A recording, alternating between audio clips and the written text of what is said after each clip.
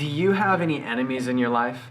I wonder if you'd be surprised by some of the ways that the Bible would instruct us to deal with our enemies. Let's talk about it today.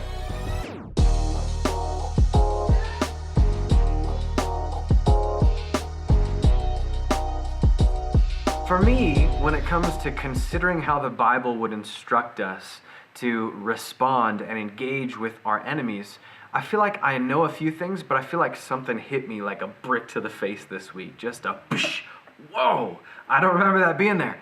I remember, and I can consider the ways that Jesus would say, pray for our enemies.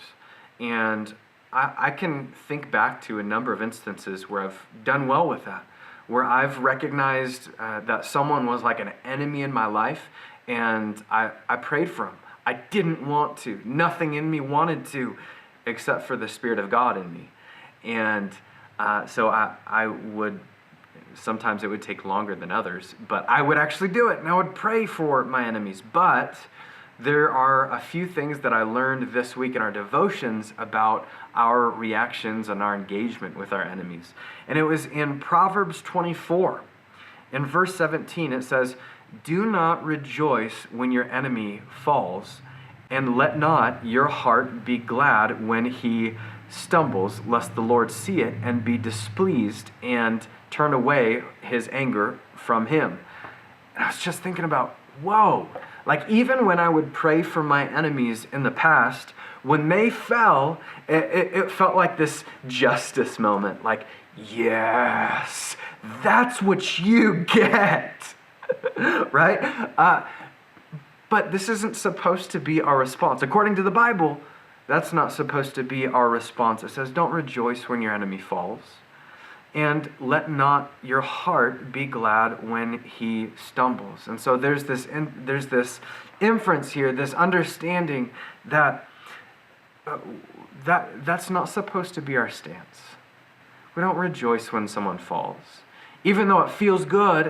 And maybe that comes from me watching all those movies growing up in the 90s, you know, all of those the getting justice movies. And I've got something in me that has like a justice button where I get honed in on it. I get focused in on it. Like, I don't want to let this go until I see this justice takes place. And when it does, yes. But the Bible says, don't rejoice when your enemy falls. And it goes on in verse 19. It says, "Fret not yourselves because of evildoers, and be not envious of the wicked." And so here's this other side to our enemies and these evildoers. It says, don't get down about yourself. Don't fret because there are these evildoers, and don't be envious of what these wicked people are gaining. For the evil man has no future, and the lamp of the wicked will be put out. Listen, our God is a God of justice, and he will get that justice. And so as you're dealing with some injustice of maybe your enemies today or this week or in this season, recognize God's here. God sees, and he will bring that justice. It's just got to be about his timing. So I pray for you for patience and waiting for the Lord to move in this season.